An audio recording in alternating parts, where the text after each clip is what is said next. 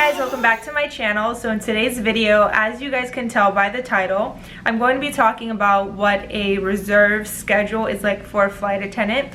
I had a reserve schedule in May and it is June right now. I currently have a line month, but I wanted to show you guys what my reserve schedule looked like. And this was probably one of the craziest, most busiest reserves that I had in a really long time. And then after that, I'm going to touch a little bit of what it's been like working as a flight attendant for the past 3 years. So if you guys are interested in that, just keep on watching.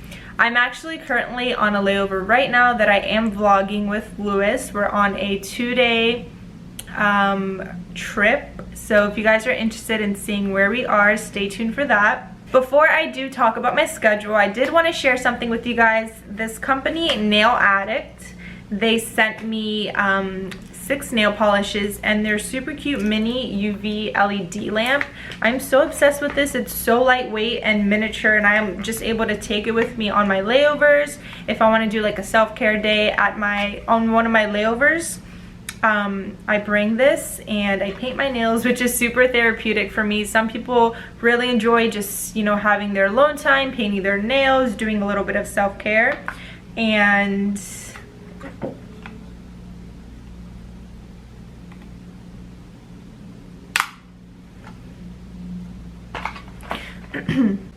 but before I do get into talking about my schedule, I wanted to share something with you guys. This company, Nail Addict, they sent me this super cute mini UV LED lamp and 6 nail polishes. I'm obsessed with this. It's so tiny and compact, and I'm able to take it with me on my trips. If I want to have a little bit of a self-care day, just chill in the room, listen to music, and just paint my nails. I've been bringing this along with me, and it's just a little light. I'll show you guys more in a second. And I decided to paint my nails this cute, like, pale pink color. Usually I do white all the time, but I decided to do a little bit of pink, and then they also sent me some other cool colors. So before I get into that, I want to let you guys know, if you do decide to place an order, you're able to get 45% off of your total order with the code NINAS. So yeah, if you guys would like to place an order, get some gel nail polishes, and even like a mini UV LED lamp. They also have a bigger size if you wanted to choose that as well. Just use my code NINAS for 45% off.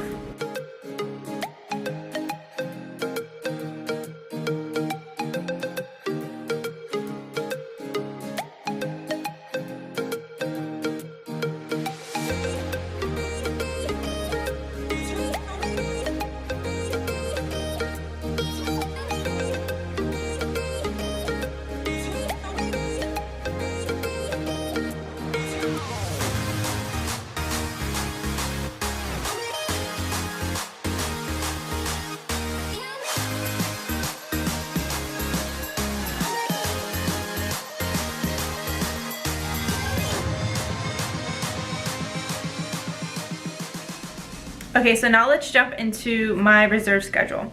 So I'm going to insert a picture, I hope you guys can see it, of what my reserve schedule looked like, and then I'm going to explain it. And if I keep looking down, I'm looking down at my phone.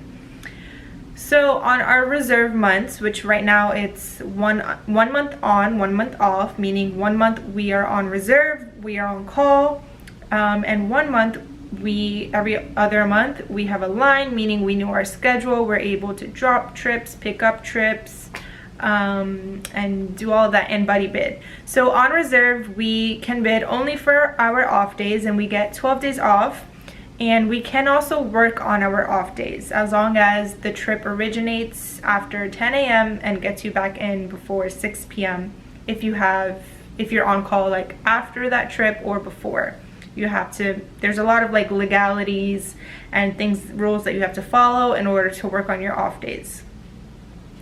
So let's just get into it. My first trip, I got Wrap A, and Wrap A, I was on call from 2 a.m. to 2 p.m., which I feel like they gave me Wrap A all month long. So pretty much I was on call from 2 a.m. to 2 p.m. Whenever they do call me, I have 2 hours to report to the airport. When I was based in New York and Miami, I had 3-hour call out because there were multiple airports. But in Dallas, it's only the Dallas airport, and so I have a 2-hour call out. So my first trip of the month was to Detroit, and it was a 2-day. So my first day, it was Dallas to Phoenix, and then Phoenix to Detroit, and then I laid over for about 13.5 hours for the first day. And then the next day, it was Detroit to Dallas, just one leg back, which is great. I love days where I only have one flight. Right after that 2-day, I had 2 days off, so I just had the 2 days off. And then the next set of days, I was good for 6 days, and I had standby. I forgot what time I had standby, but I specifically remember this day. I was with a friend, and they gave me a 4-day. I hate 4 days. I also was not fully prepared for this 4-day in terms of packing, you know, because when you have standby, you go to the airport, you sit there for 6 hours and just wait to see if they call you and if they need you, and they could send you anywhere. And how do you pack when you don't know where you're going? So they gave me a 4-day. So day 1 of that 4-day, it was just one leg, Dallas to St. Louis. Then we laid over for 12 hours. Also, that first day, that first flight, one and only flight, I deadheaded. So deadheading means when you ride as a passenger. I'm still working, I'm still getting paid, but I'm not like physically working, handing out drinks, standing, greeting. I'm just sitting as a passenger. So day 2, it was 2 flights that day. It was St. Louis to Phoenix, and then Phoenix to Omaha, Nebraska. Stayed over in Omaha for about 15 hours. And then the 3-day was Omaha to Phoenix, Phoenix to Vegas, Vegas to Phoenix. 3 flights that day, and had a long layover. It was 19 hours, so that's not bad. This 4-day wasn't terrible, but it was still 4 days. And then finally the last day was Phoenix to San Francisco, and then San Francisco back to Dallas. And that last flight, which we call legs, that last leg, San Francisco to Dallas, was also a deadhead, meaning I rode as a passenger. So that was the end of my 4-day. The next day I had Wrap B, which is from 8 a.m. to 8 p.m. They didn't call me. And then which they do this a lot in Dallas, on your last day when you're only good for the company for 1 day, they usually give you turns. I feel like there's a lot of turns in Dallas, meaning you fly somewhere and you fly back home within 1 day. So there's a little red square by the 11th because they gave me a turn and I was like, I do not want to work this turn. So what I did was I posted my trip that was assigned to me. I posted it on our like trip system board. It's called ETB.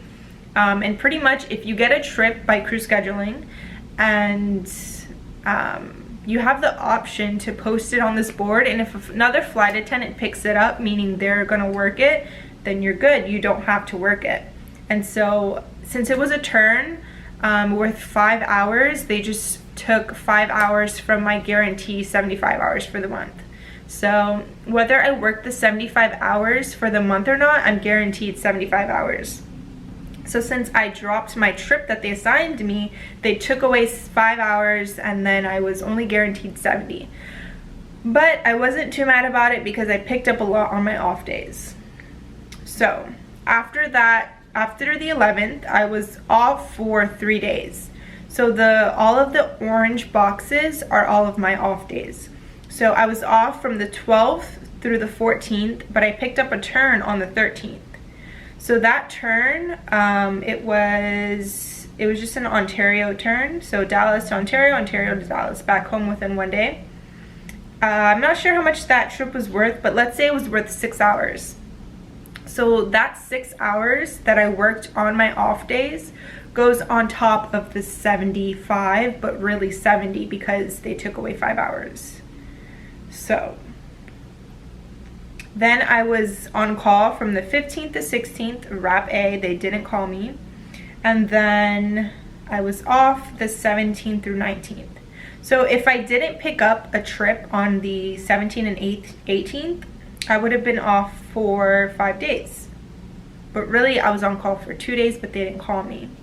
So 17, 18, 19, I was off, but I picked up a 2-day from the 17th and 18th. The 2-day was, I remember I picked this up, it was a San Juan trip. So it was one flight to San Juan, layover for 14 hours, and then one flight back home, which wasn't bad at all. And then on the 20th and 21st, I was on call, and they gave me this trip. I can't remember what GEG is. Let me look it up. Sometimes there's a lot of new city codes that are in Dallas that I am just not aware of, so I just go on Google and I put GEG Airport, Spokane, Washington. That's what it was. So they gave me a Spokane, Washington trip. It was an 18-hour layover, 2-day, which was not bad at all. My second day of that 2-day was 3 legs, meaning 3 flights. So it was Spokane to Dallas, Dallas to Houston, Houston to Dallas. On the 22nd and on the 23rd, I was on Wrap A, 2 a.m. to 2 p.m., didn't get called. And then from the 24th through the 27th, I was off, but I picked up another San Juan trip, 1 leg to San Juan, layover for 14 hours, and 1 leg back home. So that wasn't bad at all. So right now we're at the 28th.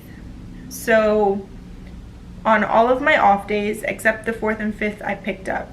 So the time that I picked up on the 13th, the 17th, the 18th, the 25th, and the 26th, all of those hours. So all of the hours that I worked on my off days all add up and they go on top of my guarantee. So 70 plus, I think it was around 18 or 20 hours. Let's say 20. So 70 plus 20 is 90, so that I would have gotten paid 90 hours, even though I worked less than that. On the 28th and 29th, I was on call, Wrap A, 2 a.m. to 2 p.m. They gave me another 2-day trip, which I honestly like 2 days, but I don't like 3 legs. That's a lot of flights in one day, unless they're short. So day 1 was Dallas to Cancun, Cancun to Miami, Miami to Newark, and I got an 18-hour layover. This trip I do remember because I aggressive bid for this trip. So what does that mean? So when you're on call, you have an option to pick your wrap. So you can pick wrap A, B, C, or D. And they're all different time frames of when you're on call. 2 a.m. to 2 p.m., 8 a.m. to 8 p.m. I think it's 11 a.m. to 11 p.m. and 5 p.m. to 5 a.m. So you pick, when you would like to be on call. It doesn't guarantee that you'll get that choice, but you do have an option. You also have an option to aggressive bid, meaning you're able to tell the system, if you see a trip, like I saw this long Newark and I wanted it because I was able to see my brother and my nieces and nephews. So you're able to tell the trip like, hey, I really want this trip. So you put in your aggressive bid, and once the system runs, crew scheduling will call you and if you got the trip. So yeah, I ended up getting the trip, which I was surprised. So I worked that 2-day, and then I was on call after that 2-day for 2 more days. They didn't call me, and they got me on the last day though. They always get you on your very last day on call. And what sucks about this is June 1st is actually considered part of May's schedule. So June 1st was the last day that you could be on call, and they gave me a 2-day. Since it was a 2-day, it went into my line month, and I ended up just getting those hours added to June instead of May, if that makes sense. So June 1st is part of May, so that's why they were able to give me that 2-day. And the first day was a 3-leg day, Dallas to, I think SJD is San Jose. I think San Jose to Dallas, and then Dallas to West Palm Beach with a 15-hour layover. So one thing I will say about Dallas is there's a lot of turns, there's a lot of 2 days, and they work you a lot in reserve, because this month I got 10 clicks, I believe, or 11. So another thing is, every time crew scheduling calls you and assigns you a trip, you build up clicks. So I'm gonna count how many clicks I had. 1, 2, 3, 4, 5, 6, 7, 8, 9, 10, 11. Yeah, so I ended up the month with 11 clicks, and this is not including my off days. So every time you get a click, your name goes down at the bottom of the reserve or on call list. So let's say I have 5 clicks, I'm good for 3 days, and Lewis has 2 clicks and he's good for 3 days. Even though he's more senior to me, because he has less clicks, he's going to be at the bottom. No, he will be further on top of the list than I am, if that makes sense. So some people care about getting a lot of clicks, some people don't. But that's another thing you can look at. There's all like these little things that go on when you're on call. But yeah, that's pretty much what my reserve schedule looked like. I've never received 11 clicks before. I think the most before that was probably like 5 or 6. So that just goes to show you, in Dallas on reserve, you will be working, especially now in the summer. It's pretty crazy. So as of May 4th, I had officially been flying for 3 years, and honestly, I still love it. I'm so grateful. One thing I will say that is a little bit sad, but I do feel a little bit jaded when it comes to this job, and I honestly didn't even know what that word meant before, but pretty much sometimes I'll, you know, get a trip or I'm going somewhere, and I remember when I first started and I used to get that feeling where I'm like, oh my god, I'm going to such and such place, like, oh my god, I'm going to Puerto Rico, oh my god, I'm going to Texas, or oh my god, I'm going to I don't know, Mexico, and I would be so excited. And I remember I would sit on my jump seat looking out the window and just feeling like so happy to like go wherever I was going. And I still do get that excitement, just like on a lower scale. I recently went to Alaska last week, or a couple days ago actually. On my line month, I picked up an Alaska trip. I didn't vlog it, but I was excited, but at the same time I wasn't as excited as I would have been when I first had started working. And I was just like, you know, I was really tired, and I was just focusing on how tired I was and how I had to work a red eye, meaning I had to work through the night coming back from Alaska. And I am a little bit jaded, but it's not as bad as some of these super senior people who, they don't even leave their room on layovers. At least I try to get out on my layovers no matter where I am. But yeah, I've really enjoyed working this job. It is the best thing ever for my situation. I know it isn't for everyone, but I really love it. I do recommend it for anyone. I just got a pay raise on my anniversary date, May 4th, so obviously that is good. I'm at 3-year pay. Everyone says once you get to 5-year pay, it's like super great, so I'm excited for that, because even at 3-year pay, I'm really grateful for that. Lewis and I do have the same seniority, so we are able to buddy bid, which is pretty cool. So, you know, that's fun too. No matter when I do have a trip with him, it's nice because I have someone to go out with and do stuff with. If the crew doesn't want to do anything, that I usually still try to get out by myself, but you know, it's always still nice getting to get out and do something with someone.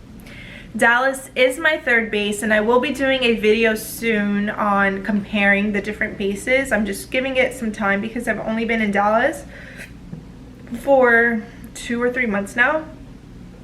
So I was in New York for 1.5 years. I was in Miami for, I think, 2 years, no, 1.5 years.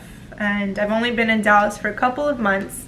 So give this video a thumbs up if you do want to see that video on me comparing the different bases. And if you have any questions, comment them down below. So yeah, that's pretty much all I wanted to say about my schedule on reserve, and a little bit about what it's been like flying for the past 3 years. I do plan on posting these kind of videos frequently, so you guys are able to see, you know, what my schedule looks like, what a flight attendant schedule looks like. If I do another reserve video, you guys are able to compare what my schedule was like on reserve in May, what my schedule might be like, you know, in December, or, you know, during the holidays. That'll be something interesting to compare. This job is super flexible, which I will always harp on, be grateful about, because of the flexibility.